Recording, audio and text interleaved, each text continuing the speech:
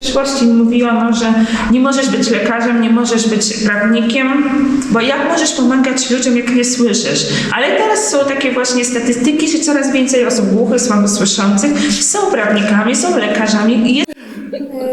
Okej, to w całej Polsce bezrobocie jest około na 5%, a jeśli chodzi o osoby niepełnosprawne, to około 23-25%, a wśród osób głuchych jest to około 70-80% bezrobocia. Takie są oficjalne dokumenty, no nie wiadomo jak to wygląda gdzieś tam poza oficjalnymi danymi, 70-80%. Pytanie do Was, jakie macie doświadczenia, czy ogólnie znajomi, ogólnie jakie są doświadczenia, czy znajomi koledzy są zadowoleni z pracy, czy raczej gdzieś tam jest to taki obowiązek, nie jest to moje marzenie, chęć, tylko po prostu trzeba pracować, żeby żyć, żeby zarobić. Ja mam dwie perspektywy. Pracowałam jako doradca zawodowy, zatrudniałam osoby z niepełnosprawnościami, jak i też jestem osobą z niepełnosprawnością. I w momencie, gdy pracowałam jako doradca, zgłaszały się osoby głuche do pracy, ale niestety tylko do sprzątania, na stanowisko ochrony lub na pracownika gospodarczego. Niemniej jednak nawet tam miały problem z znalezieniem pracy, bo jednak osoby nie chciały, żeby na danych stanowiskach były osoby głuche. Wiązało się to z tym, że przykładowo nie usłyszą maszyny, nie usłyszą alarmu przeciwpożarowego, powiedzmy galerii handlowej, czy nawet pracownik ochrony będący osobą głuchą, to w jaki sposób ma chronić, nie wiem, obywateli czy inne sprawy. A też jako osoba z niepełnosprawnością długo szukałam pracy. To jest tak naprawdę w Polsce, pracowałam w Niemczech na umowę o pracę, ale w Polsce jest to moja druga umowa o pracę, że gdzie mogę znaleźć zatrudnienie w zakładzie pracy w Holandii. Wszędzie nie mogłam nigdzie znaleźć pracy. No, pracowałam jako barista, pracowałam na różnych stanowiskach pracy, jednak się nie utrzymałam, bo jednak nie dałam rady i ta bariera komunikacyjna była zbyt silna. Okej. Proszę. Zanim powiem, chciałem zapytać, 70-80% bezrobocia wśród 6 milionów, nie to są Głuchych tylko, nie? czyli 6 milionów Z orzeczeniem. Kto ma oficjalnie orzeczenie? To jest strasznie dużo. No, czyli około tam, nie wiem, 1 milion osób, to z tego 70-80%. No, to jest bardzo dużo. Z mojego doświadczenia jest tak, że jak ja zacząłem szukać pracy, to rzeczywiście było bardzo ciężko. W moim przypadku, dlatego że jak ja wysyłam CV do różnych miejsc z informacją, że mam niedosłuch, to nikt praktycznie nie odpisuje.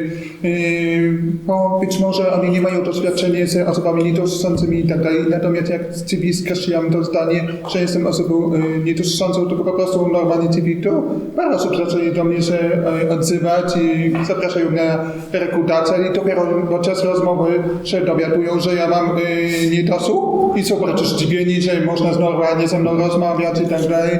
Także tutaj jest pewne przeszkody, jeżeli chodzi o rekrutację. Natomiast rozmawiałam z różnymi znajomymi, którzy nie mają pracy i z tak z ciekawości zapytałem ich, dlaczego, to raczej zapytałem, czy chcą pracy, czy chcą szukać. I najczęściej większość z moich znajomych mi odpowiedzieli, że boją się znaleźć pracę, bo nie chcą stracić rentę.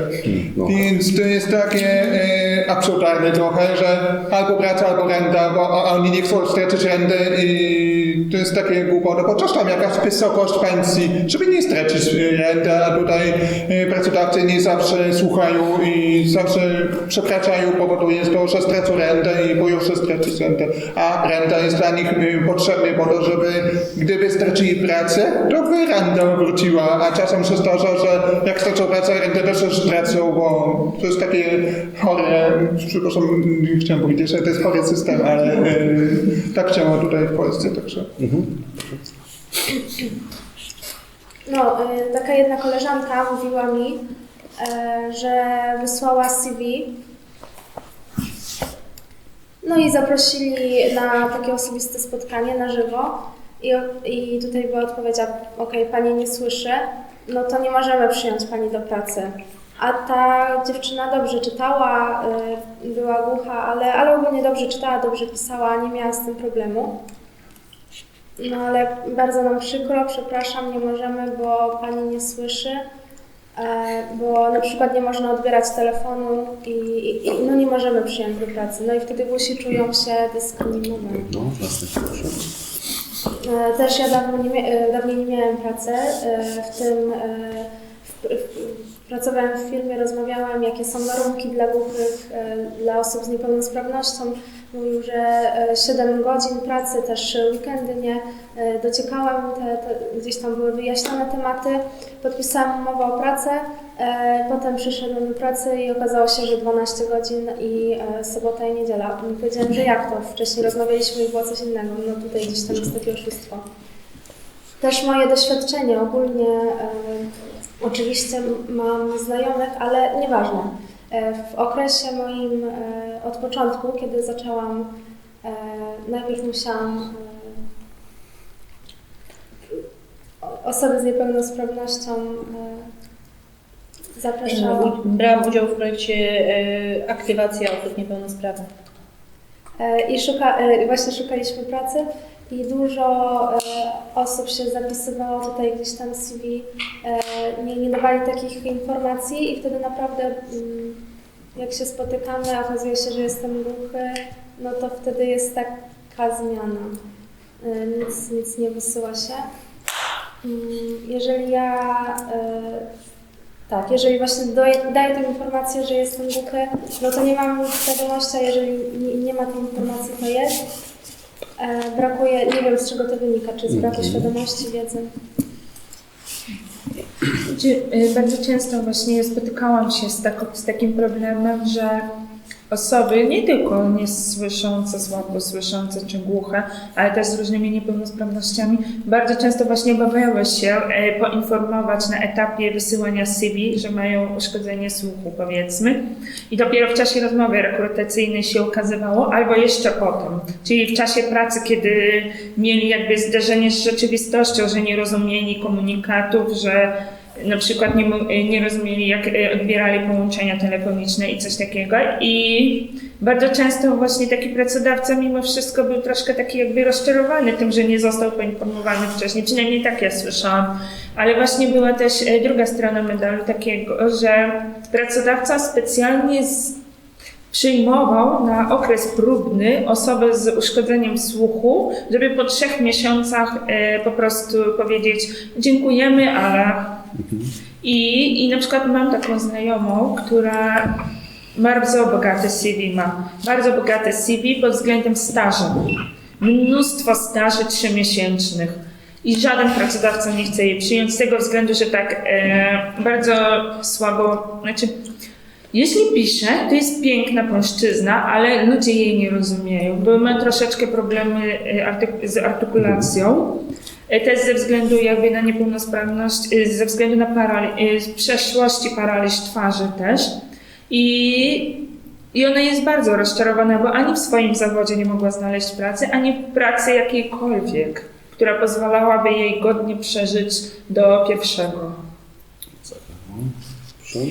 Ja jeszcze taką zauważyłam perspektywę, bo do momentu jak zaczęła się pandemia, było wiadomo gorzej, ale miałam wrażenie, że w czasie pandemii jeszcze bardziej się pogłębił ten problem. Z tego względu, że osoby pracujące używały maseczek, prawda? Czyli na przykład osoby słabosłyszące muszą przeczytać z ruchu warg i na przykład swego czasu pracowałam właśnie w restauracji i przewijało mi się 1500 klientów, więc każdy miał maskę i ja miałam maskę, to jeszcze w gastronomii jeszcze większy hałas, no to był problem, więc ja jestem bardzo szczęśliwa, że znieśli obowiązek noszenia maseczki, więc troszeczkę wrócił już przed, ale wciąż widać tą tendencję problemem z znalezieniem pracy, także... No właśnie, 70-80% w Polsce, no tutaj jestem zdziwiony, ale właśnie teraz widzę, że młodzi ludzie przez internet wysyłają CV, a wcześniej, w latach na przykład 80., 90. nie było wymagane CV. Na przykład ja przychodziłam do pracy i gdzieś tam tokarz czy ślusarz, rozmawiam i gdzieś jest rozmowa i przez miesiąc gdzieś tam pracuję i przyjmują mnie, a teraz ma się ładną opinię, ładne CV, no i gdzieś tam jest gorzej. Jestem zdziwiony. No myślałam, że krótko jestem osobą głuchą, ale ludzie słyszący są w szoku, bo mam różne zdolności. Może dlatego, że wcześniej gdzieś tam cięższa była komunikacja, że my w środowisku też, no, słabo słyszący, nie, no są troszeczkę zdziwieni. Pytają, czy, przepraszam, no ja jestem taki otwarty, nie wstydzę się, pytają, czy jeden głuchy nie przyjęli go, no i tutaj byłam zdziwiona, w szoku. Powiedziałam, no właśnie, bo to jest normalne, że głusi mają troszeczkę są zamknięci, że na przykład ja przyznaję się, a głusi nie, trzymają to w sobie. To jest problem komunikacyjny. Nie ma taka szczera wymiana. I wtedy, rozumiem, wszyscy głusi nie mogą, dlatego no to są takie ograniczenia komunikacyjne, problem komunikacyjny, bariera. Czuję, że no gdzieś tam cały czas jest ta bariera. No i tutaj są takie dwa spojrzenia. Właśnie tutaj na przykład, że zapisuję CV i myślę, że jestem słabo słyszący i głuchy, no mają takie same problemy. Dodatkowe pytanie, czy mogę powiedzieć, że słyszący są lepszymi fachowcami, a głusi albo słabo słyszący gorszymi? Właśnie tutaj przykład pracy na terenie w Warszawie. Około 30 osób tam pracuje. Tutaj robiłam meble i w tym ślusarz, maszyny, różne głusi. Około 10-12 osób tam pracowało, słyszących było mniej. Dyrektor lubił głuchych, ale to akurat właśnie ten jeden dyrektor lubił głuchych. Widział, że nie ma problemów z maszynami, z komputerami właśnie gdzieś tam tutaj w środowisku głuchych. To wszystko zależy od firmy. Czy podoba im się, czy nie podoba, to zależy. No i do dzisiaj tak samo. Gdzieś tam są zadowoleni. Dlatego no, to jest ciężka sytuacja. No tutaj ciężko mi porównać, bo to jest sprawa indywidualna. Czy dana osoba ma taką wiedzę, ogólnie, jakie jest moje doświadczenie. No słyszący tak samo. Mogą być dobrzy albo niedobrzy. To zależy od osoby. Tak samo tutaj bariera komunikacyjna. Też chodzi o to, co ludzie myślą, o świadomość. Zawsze, jest takie coś, że jeżeli głuchy, no to jesteś głupi albo niemożliwe, ja bym nie mogła być głucha. No i tutaj jest właśnie taka sytuacja. Ja na przykład zastanawiam się też, na ile na przykład niektóre zawody są nie dla osób z uszkodzeniem słuchu, dla głuchych powiedzmy, chociażby bycie pilotem, odpowiedzialność setek ludzi w samolocie mieć i czy osoba głucha może być pilotem, czy może nie być. I dla mnie to jest taka kwestia ciężko odpowiedzieć, ale mnie się wydaje, że w moim przypadku że raczej jednak nie, bo to jednak jest naprawdę reakcja ważna, komunikacja właśnie z lotniskiem danym. Nie wiem, co wy o tym myślicie, ale na przykład są takie zawody, w których w przeszłości mówiono, że nie możesz być lekarzem, nie możesz być prawnikiem, bo jak możesz pomagać ludziom, jak nie słyszysz? Ale teraz są takie właśnie statystyki, że coraz więcej osób głuchych, słabo słyszących są prawnikami, są lekarzami i jest ciężej, fakt.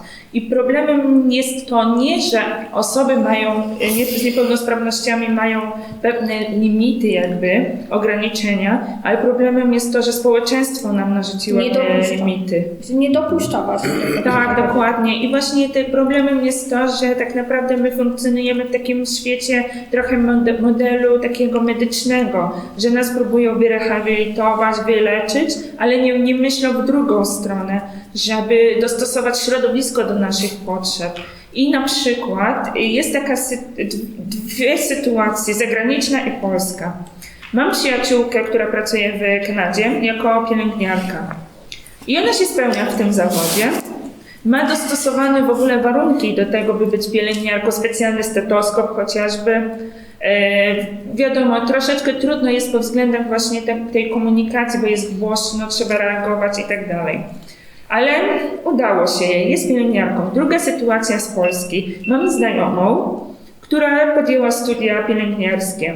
Wykładowcy i tam parę innych osób mówiło, ty się nie nadajesz na pielęgniarkę, bo ty jesteś głucha, słabosłysząca. Jak ty możesz się zajmować pacjentami, jak nie rozumiesz, nie słyszysz, trzeba reagować. I tu właśnie mi się wydaje, że to jest też właśnie ta zmiana postaw społeczeństwa co do kwestii, czy można wykonywać dane zawody, czy też nie. To jest pierwsza rzecz, ale druga rzecz to jednak te predyspozycje takie, mimo wszystko trzeba indywidualnie sobie odpowiedzieć na pytanie, czy ja się nadaję do tego zawodu, ale nie pod względem takim, że jestem niepełnosprawna, więc nie mogę tego robić, tylko pod takim względem, czy mam kompetencje, umiejętności do tego, na przykład powiedzmy w przypadku bycia pilotem, czy jestem w stanie na przykład być pilotem głuchym, czy umiem jakby przeskoczyć te ograniczenia, które wiążą się z tym, że ja na przykład nie usłyszę komunikatu, alarmu jakiegoś ze strony lotniska.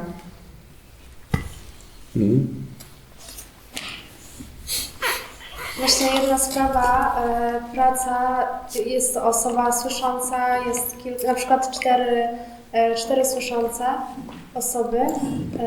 I teraz pytanie. Prawda, tutaj jest szybki czas rozmowy, wiemy jak wykonać polecenie. No a tutaj do osoby głuchej tak troszeczkę jest inaczej. Tutaj napiszemy, pomyślimy, a słyszący tak patrzą wtedy i nie wiedzą, czy ta osoba rozumie, czy nie rozumie. I tak jeszcze dodatkowo wytłumaczy okej, no jest taki problem. To jest troszeczkę zabiera czasu, żeby gdzieś tam skontaktować się słyszący z głuchym, że słyszący tylko mają gdzieś tam łatwo, szybko można wykonać. No to jest różnica pomiędzy głuchymi a słyszącymi. Moim zdaniem, jeżeli chodzi o głuchych, czy tak jak słabosłyszących, szkoły, zawodówki zazwyczaj mają kierunki takie, które mogą realizować zawód, ale jednoosobowy. Bez takiego skrajnego zespołu, typowo jak mechanik samochodowy, kucharz, grafik komputerowy, to jest samodzielna praca. I tu tak naprawdę w tych pokierunkowanych zawodach nie jest wymagana praca zespołowa. A znowu nawiązując, jest to utrudnienie ze strony społeczeństwa, nie ukrywam, bo w mojej przeszłości moją pierwszą pracą była staż w urzędzie gminy i nie zostało mi to, że tak powiem, przedłużone ze względu na to, że po prostu nie mogłam wykonywać telefonów stacjonarnych. Nie zmienia to faktu, że praca biurowa była rzetelnie wykonywana, tak? Ale przede wszystkim chodzi o fakt niemożności rozmawiania przez telefon. To jest to, szczerze mówiąc, takie poniżające uczucie, tak? Jest to takie ograniczenie, a tutaj, tak jak mówię, tak jak dla głuchych, no to jest duże ograniczenie, tym bardziej, że jest mnóstwo zawodów, ale dla nich to jest... Mogę odpowiedzieć w odniesieniu do tych telefonów. Właśnie to jest ten problem czasami, że na przykład dlaczego ty nie możesz wykonywać telefonów? Bo nie są dostosowane te telefony do twoich potrzeb. Na przykład w Ameryce bardzo popularne są właśnie telefony wideokonferencyjne, takie z napisami. Tak. I po prostu głucha osoba czy słabosłysząca może przeprowadzać rozmowy dzięki właśnie tym napisom, czy powiedzmy tłumaczeń języka migowego. I właśnie czegoś takiego na przykład w Polsce nie ma i dlatego teraz jest taki myśl właśnie ze strony pracodawców, jeśli nie umiesz telefonu wykonywać, no to się nie nadajesz do tej pracy. Dokładnie. Czyli okazuje się, że 90% zawodów jest oparta na dzwonieniu czasami.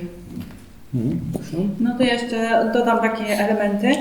Na przykład polscy głusi, taka para była, w Polsce nie mogła znaleźć pracy i wyjechali na Islandię i co okazuje się, że jedna dziewczyna znalazła zatrudnienie jako menadżer Zary w sklepie odzieżowym, a chłopak znów kolei był jako szef kucharz i oboje migali tylko, nie gadali. Także okazuje to, że jednak można, tylko właśnie trzeba ściągnąć troszeczkę te standardy międzynarodowych do Polski, czyli po prostu zapraszać ekspertów, pracodawców i niech oni się podzielą doświadczeniami i wprowadzić ten trend i te standardy, które można by było zatrudniać przy osobach właśnie głuchych czy właśnie słabosłyszących. Jasne, proszę bardzo. Mi się wydaje, że jakby też pracodawcy umieli przynajmniej trochę językowy, to już byłoby takie ułatwienie. Nawet nie aż tak zaawansowany, ale przynajmniej podstawy. Bo przynajmniej zniknęłaby taka bariera, żeby w ogóle otworzyć się do tej osoby i żeby jej coś przekazać. Żeby nie było tak, żeby całkowicie ją wykluczać, tylko żeby nawet taka część, jak pracodawca umie chociaż trochę językowy i podstawowe informacje przekazać, to myślę, że to już jest bardzo dużo. Jasne. Myślę, że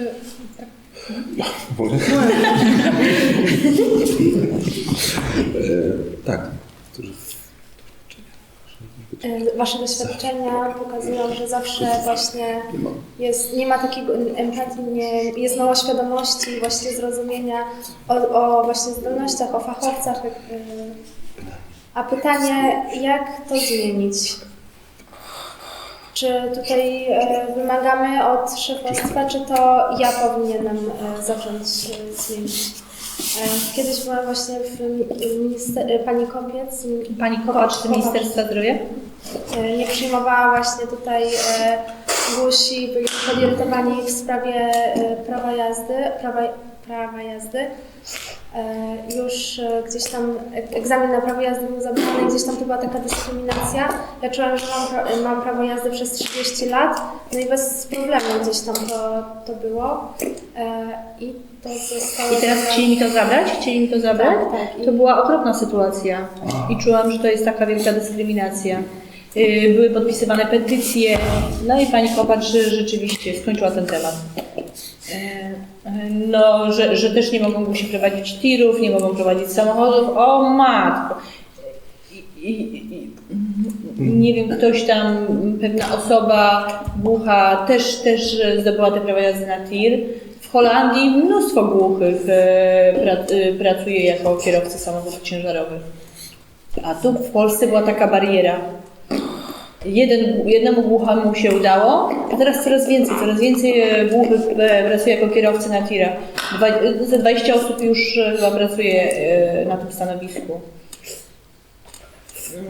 No my sami próbujemy jakby obejść tą barierę, nie tylko się zatrzymywać na tej barierze. Musimy mieć podniesione głowy do przodu, musimy się starać. Ja chcę dodać, mój brat, niedosłyszący, teraz pracuje na tirach,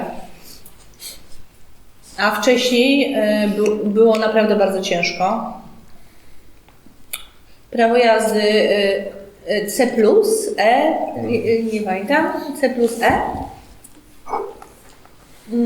szedł do lekarza i cały czas dostawał odmowę.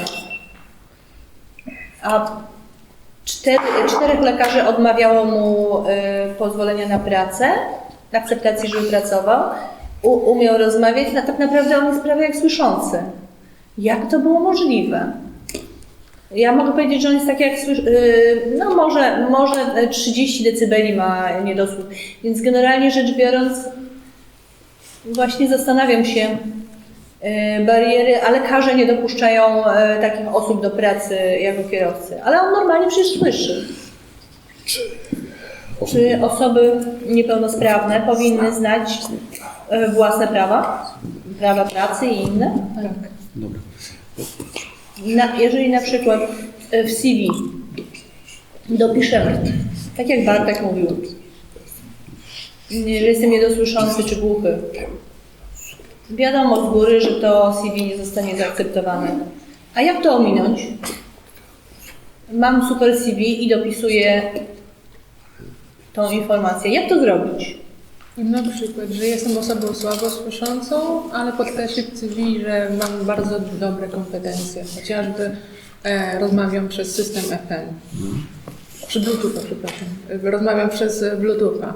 Albo na przykład jestem osobą słabo słyszącą czy głuchą, ale to nie zmienia faktu, że umiem pracować w grupie, będąc grafikiem komputerowym. Wykorzystam swoje kompetencje.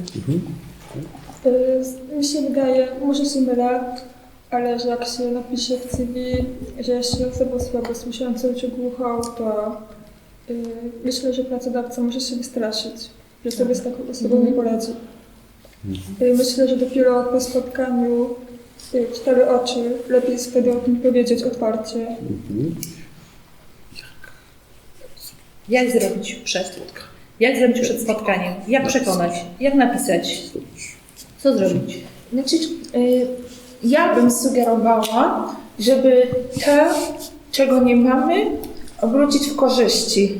Czyli na przykład powiedzieć, że owszem, nie słyszę, ale za to nie plotkuję, nie przeszkadza mi to, że ktoś naokoło pracuje i ja po prostu jestem bardzo efektywnym pracownikiem. I to jest ogromny plus. I mi się wydaje, że trzeba trochę w inny sposób podejść do tych rozmów, pokazać jednak plusy bycia.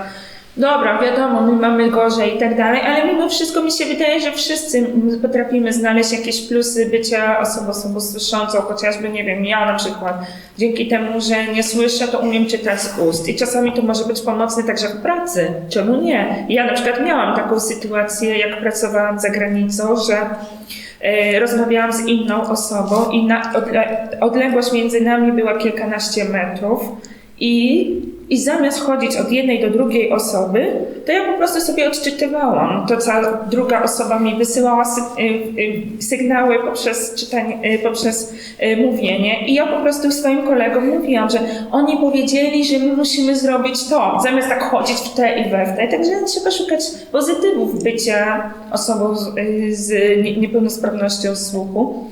Ale właśnie to jest ten problem, ten niuans, żeby poinformować pracodawcę już na etapie wysyłania CV. Naprawdę, bo tak naprawdę jak nasze CV nie zostanie przyjęte, to my nie jesteśmy w stanie udowodnić, że oni zdyskryminowali nasze CV z tego względu, że mogą podać 1000 różnych innych powodów. A wiadomo, że dyskryminacja jawna jest karana, znaczy nie, że karana, ale po prostu możemy się odwołać od tego.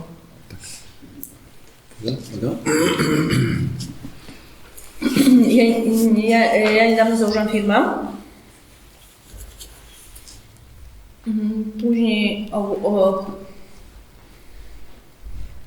obecnie moment. Klient, z którym zakończyliśmy.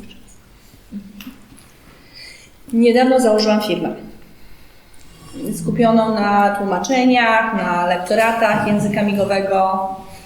Jeden klient zaproponował, żebym uczyła języka migowego. PJM. Od razu powiedziałam, że na zajęciach ja w ogóle nie rozmawiam. No to i klient w ogóle był zaskoczony. Jak? Dlaczego? Ja jestem głucha, ja nie będę rozmawiać, te osoby muszą się rozwijać, jeżeli chcą uczyć. O nie, musi pani mówić. Okej. Nie możemy ze sobą, to znaczy, że nie chce pan ze mną współpracować, bo to jest niemożliwe. Ja prowadzę tak zajęcie. To mi pokazuje, że to tak naprawdę te osoby nie mają świadomości. Na przykład tutaj w takich sytuacjach głusi mają jakieś swoje potrzeby, na przykład w CV zapisują to, że są głusi. Oni mogą to naprawdę odmówić z powodu tego, że to jest osoba głucha. Jeżeli daje CV i dostaje odpowiedź, że zapraszają mnie na rozmowę kwalifikacyjną, dobrze, zaczynamy rozmawiać fonicznie, a pani ma jakąś inną artykulację głosu. Nie było zapisane, nie było to zapisane oczywiście w CV. I wtedy się przyznaję, że jestem osobą niedosłyszącą. Okej. No i potem już nic nie odpowiada taka osoba. Ale rozmowa przebiega normalnie. Ja słyszałam. Takie były, jedna osoba głucha napisała w CV,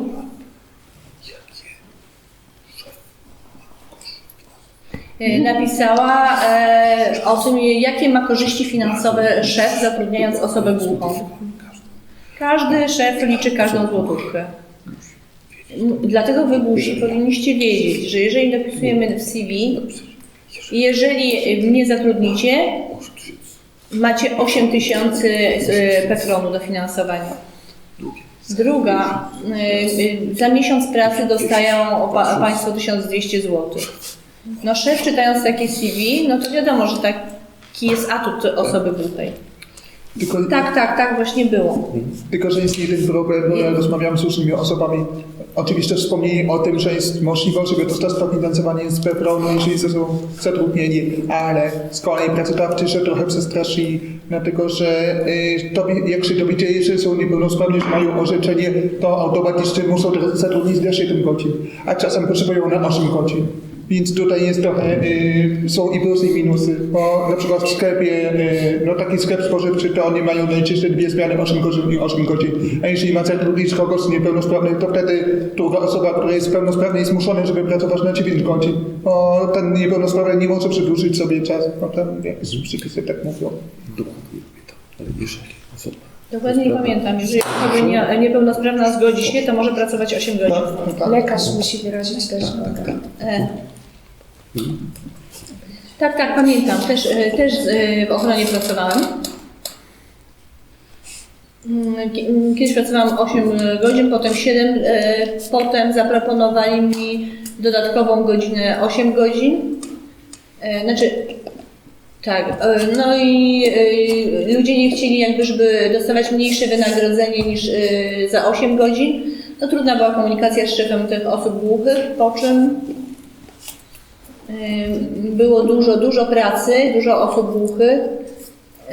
No i wiedzieliśmy, że nie możemy pracować dłużej, że pracujemy po 7 godzin. No i kierownicy pytali się, przedłuż trochę, pracuj dłużej. No ja tak naprawdę nie miałam, niektórzy zostawali po prostu dłużej.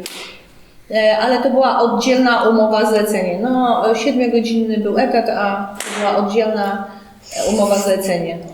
I tak pracowałam przez rok i czuję, że tak trochę byłem stratny, bo to się nie liczy do emerytury i tak dalej. No sami wiedzieli, że to był zakład chroniony, że tak nie można, ale głusi, ale potrzebowali pieniędzy, no to się godzili na takie warunki. To tak naprawdę trudna jest sytuacja. No ciężko jest z tym tematem, czasami przyjmowali to na czyś. Jak to rozwiązać?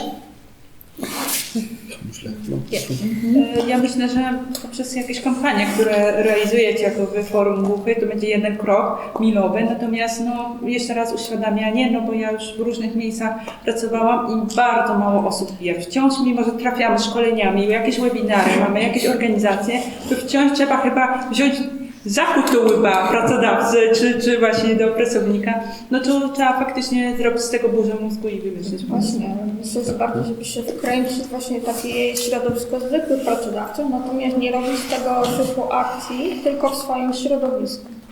Tylko żeby, pewno na siłę. Właśnie do innych pracodawców, bardziej na zewnątrz z tym, a nie z tak swoim palcem. Ja chciałem tylko tak powołać na swoje doświadczenie, w jakim sposób ja dostałem pracę tam w pierwszej korporacyjnej firmie. To jest tak, że napisałem CV, że jestem osobą niesłyszącą, ale dodatkowo przesłałem też swoje portfolio, bo ja ukończyłam architekturę, więc ja załączyłam takie portfolio, żeby zobaczyli, jakie ja pracę wykonałem, żeby trochę docenili i jeszcze dodatkowo odbyłam tam praktykę studencką, co jest też dodatkowy rozwój, jak już zrobiłam praktykę, skoro nie mają zastrzeżeń, to nie powinni mieć problemu ze mną i dzięki innemu dostałam pracę w ten sposób. Co? My jako Fundacja Świat Głuchych zrobiliśmy serię filmików Głusi z pasją. Okazało się, że głusi wysyłali nam malunki, kolczyki jak robią. Potem po roku dziękują, że mają więcej zamówień. Po prostu. I teraz Środowisko głuchych, w środowisku głuchych też jest brak świadomości, bo też nie mamy dostępu pełnego do mediów. Na przykład głusi na temat, są znani dobrzy sportowcy głusi, ale no, takie jest zdziwienie głuchy, sportowiec, no to takie jest trochę nieprzyjemne. Tak samo, nie tylko głusi, ale oczywiście też i niedosłyszący też mogą, wiele rzeczy mogą, na równi z osobami słyszącymi. Ale nie ma tych informacji. Media bardzo mało na ten temat mówią. Teraz się troszkę zmienia, teraz się uczą, teraz w telewizji pojawił się tłumacz, teraz jest takie przebudzenie. No wszystko jest, z wielkim opóźnieniem się dzieje, ale się zmienia. Proszę. Ja nawet miałam takie pytanie, bo właśnie o to chodzi, takie, jak to powiedzieć, właśnie jest takie zamknięte środowisko, że na przykład, nie wiem, klub tam sportowców tylko niesłyszących czy głuchych, ale żeby może próbować robić jakieś takie akcje, żeby połączyć, przecież niektóre sporty czy zawody można połączyć w ten sposób, że nie wiem, narciarstwo jest połączone i osób słyszących i niesłyszących, to wtedy łatwiej by było chyba jakoś tak, bo nawet ja tutaj pierwszy raz tak naprawdę mam do czynienia z osobami totalnie niesłyszącymi, głuchymi i jednak da się dogadać, tylko kwestia takiej chęci. Sama zrobiłam taki projekt fotograficzny o osobach implantowanych i spotkałam się z taką osobą, która powiedziała, że kiedy podjęła decyzję o implantacji, to osoby głuche zerwały z nią kontakt.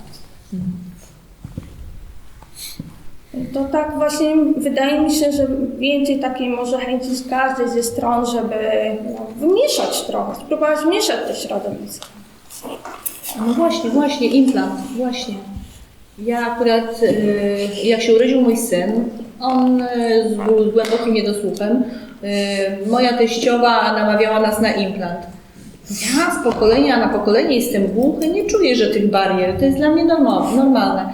No teściowa słysząca, więc implant, będzie dobrze mówił. No tak naprawdę nie nadawaliśmy na tej samej fali. Ja nie za bardzo się czułem z tym dobrze, żeby moje dziecko miało implant. Dobrze, będzie miało aparaty, jakoś sobie poradzi. No dobra, teściowa opuściła temat, ale też rodzina mnie jakby zmuszała, tak, próbowała wpłynąć na mnie. No trudny temat. Ja odniosę się do wypowiedzi Ani a propos właśnie tego wymieszania. Ja swego czasu brałam udział w zawodach sportowych i była dyskusja nad tym, że jest AZTS, czyli dla osób, no wszystkich, tak? I jest też IMPy, czyli tak zwane Integracyjne Mistrzostwa Polski AZTS. I mieliśmy swego czasu na obozie sportowym o tych dyskusjach, czy faktycznie mieszamy te sporty, czy nie. I powiem z własnego doświadczenia, że jednak ta odrębność i ta tożsamość jest ważna dla osób, czy głuchych, słabosłyszących, czy z innymi schorzeniami, osobami z niepełnosprawnością, tak, czy intelektualną i tak dalej, czy ruchomą. Jest jednak nie mniej ważne, że ten dostęp, bo dzięki temu na zawodach sportowych, na przykład osoba głucha, która startuje do pływania, na przykład ja startowałam, to dzięki temu były dostosowane do mnie warunki, były dziewczyny słabosłyszące i miałyśmy równe szanse, bo na przykład nie usłyszelibyśmy gwizdka, gdzie jest na standardowych zawodach, a tu dzięki temu sędzia nam machnął i miałyśmy równe szanse, że my tych dźwięków nie słyszymy podczas startu, ale dzięki temu mogliśmy spojrzeć i troszeczkę w innym sposób podejść do startu. Więc w ten sposób. Zgadzam się, zdaję sobie z tego sprawę, ale bardziej dążę do tego, żeby spróbować nie traktować nawet chociażby tych sportów jako takich stricte takich profesjonalnie, tylko właśnie bardziej w formie takich akcji poznania siebie nawzajem, a nie na takiej zasadzie takich stricte sztywnych zasad. To jeszcze dodam, że są osoby, tak jak słabosłyszące, idą do klubu sportowego, jak najbardziej jest ta akcja, ale nie dążą już do impact, prawda, przyszłości, żeby była wymieszana. Tak jak mówi właśnie kolega, że to ewolucja, że już wchodzą te zmiany, tylko troszeczkę potrzebujemy czasu, ale dobry pomysł faktycznie. No. Czekaj, proszę. Ja chciałam nawiązać do tematu Ani. Integracja głuchych i słyszących, słabosłyszących. Powiem, moje wieloletnie doświadczenie mówi, że te grupy są zupełnie rozłączne, ale no, tak widzę. Pytam się, czy to da jakiś wynik, jeżeli połączymy te grupy? Na przykład ludzie słyszący są zainteresowani tymi tematami. Na przykład na moim TikToku zbieram 8000 osób, którzy mnie oglądają. Ja opowiadam o temacie języka migowego, też pytają się, gdzie można się spotkać. Cieszę się z tego, ale patrzę, że jest możliwość integracji, ale czasem zależy to od człowieka, czy ten człowiek jest tym zainteresowany. To tak naprawdę indywidualna sprawa, zależy od człowieka. Proszę. Myślę, że tutaj chodzi o taką indywidualną potrzebę oswojenia się z tym. No i żeby społeczność traktowała tą głuchotę czy słabosłyszenie jako coś normalnego, jak noszenie okularów, chociażby korekcyjnych. Moim zdaniem społeczność też nie posiada takiej wiedzy, że z osobami niedosłyszącymi czy z głuchymi można jednocześnie porozumieć się za pomocą gestykulacji, za pomocą tego języka ciała, mimika twarzy. Większość, bardzo często można spotykać osób takich, którzy właśnie odczytują mowę z ust, tak? Tylko po prostu chęci przede wszystkim. A nawet i podstawowa już wiedza tego języka migowego, podstawowy, no to już jest naprawdę dużo. Chociażby w szkole, w edukacji, prawda? Na przedmiocie. Okej. Tak naprawdę znowu łączy się edukacja. Tak? Znowu się łączy edukacja z wiedzą, z chęcią, ze świadomością. Nasza praca, nasze spotkanie to jest początek. Jak powiedziałam, początek, jakiś krok. Może się uda przekonać. W Polsce bardzo dużo jest przepisów nowych, nakazanych z Unii Europejskiej. Wszystko dla niepełnosprawnych osób. Czy to będzie wprowadzone w życie? Może za 5 lat? Ile tych przepisów jest martwych? Tak, Albo, tak powiem, na razie w szufladzie. no. Owszem, mamy te wszystkie przepisy, których muszą przestrzegać i obywatele, i przedsiębiorcy, i uczelnie, i bla, bla, bla. Ale przepisy przepisami. Można je respektować, ale zawsze, jak to się mówi, Polak potrafi obejść przepisy. I mi się wydaje, że właśnie to się dzieje teraz, bo są różne przepisy, które mają jakby zapewniać dostępność osobom z niepełnosprawnościami. Czy to do pracy, czy to do edukacji, czy to po prostu do bycia tutaj zintegrowanym ze społecznością słyszącą. I problemem jest to po prostu, że my jako Polacy potrafimy sobie ułatwić życie, w jakiś sposób po prostu omijając te wszystkie restrykcje. I dlatego sednem problemu tak naprawdę o czym tu mówimy, jest po prostu zmiana nastawienia społeczeństwa słyszącego ogólnie, czy tam ogólnie jakiegokolwiek społeczeństwa, w którym my funkcjonujemy. Bo jeśli my nie zmienimy nastawienia, to co z tego, że są te regulacje, jak nikt nie będzie z dobrej woli chciał, a czasami naprawdę dobra wola to jest czasami chyba najważniejsza część. Bo dobra, są regulacje i tak dalej, ale kwestia jest taka, żeby być otwartym na zmianę tego wszystkiego i działania w stronę właśnie bycia otwartym i dostępności dla tych osób. Tylko Ciekawe, że Ciekawe, że z jednej strony przepisy, Polacy potrafią je obejść, a z drugiej strony,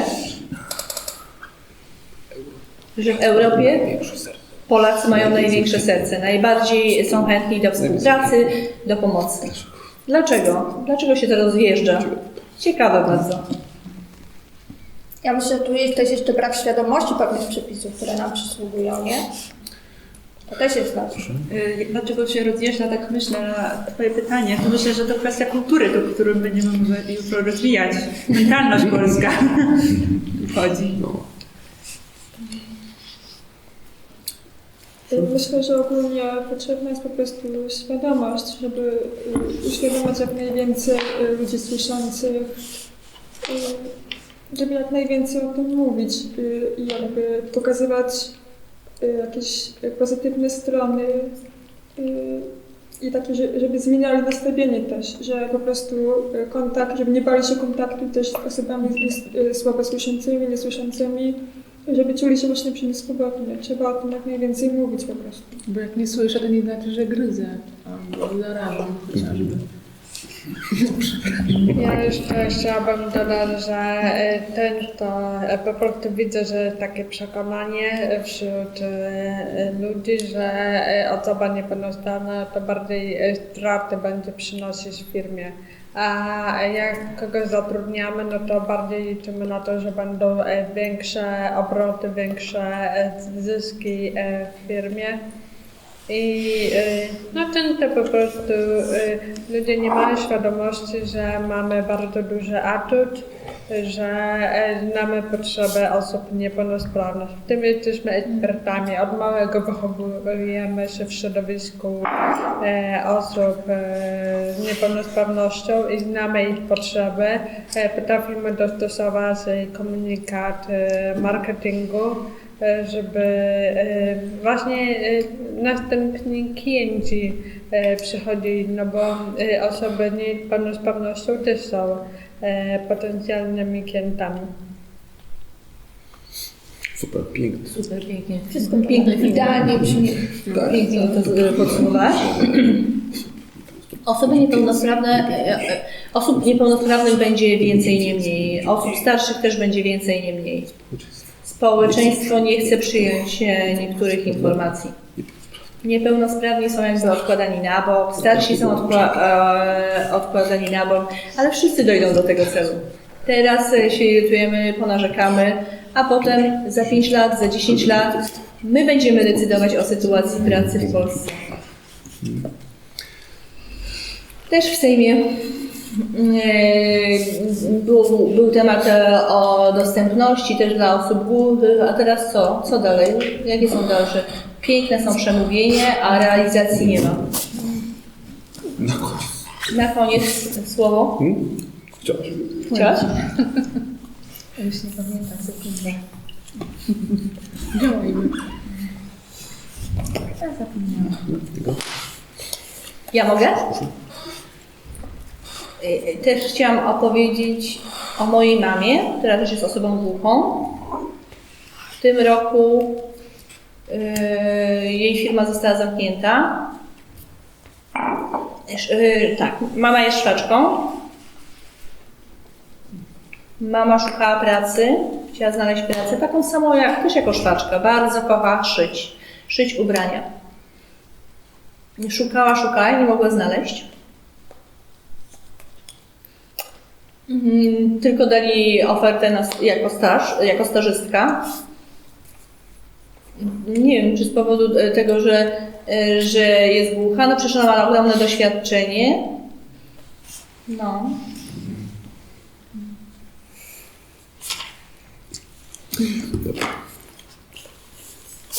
Dziękuję za dzisiejszą rozmowę. Nie wszystko możemy rozwiązać. Nie ma pomysłów, żeby w sekundę wszystko zmienić. Nie ma ekspertów. No, trzeba po prostu iść do przodu, rozmawiać ze znajomymi, uczyć się całe życie. Jak wygląda sytuacja, jak wyglądają przepisy, co możemy zrobić, co mamy. Mamy kontakt, możemy utrzymywać relacje. Na przyszłość możemy zrobić jakąś kampanię informacyjną. Bardzo dużo informacji nie dociera, ale co pozostało? Trzymać kciuki i działać. I pracować też. Rok, 2, 3, potem się wszyscy rozejdą. Nie wiadomo, nie jest tak łatwo. To trzeba jak popychanie kamienia, tak? Chcemy dalej żyć i popychać, dojść do szczytu. Ale musimy przyznać, że i tak jest lepiej teraz niż powiedzmy 20 lat temu. I teraz pomyślmy, że za kolejne 20 będzie jeszcze lepiej niż teraz. Czyli to może się nie zadzieje za naszych czasów, ale się zadzieje za czasów naszych dzieci, wnuków i tak dalej. Także myślmy o naszych pokoleniach głuchych, słabosłyszących i tak dalej. Bo to jest jednak ciągła walka o to. Zgoda, bardzo dziękuję. Kończymy na dzisiaj. Jutro kultura. I słyszący, głusi, albo integracja.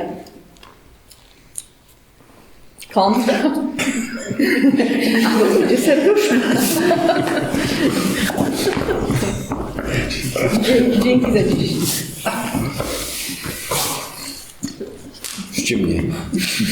Już to cięcie. Dobranoc, dobranoc. To koniec. Tak, bo już chwilę. Ale widzicie, że...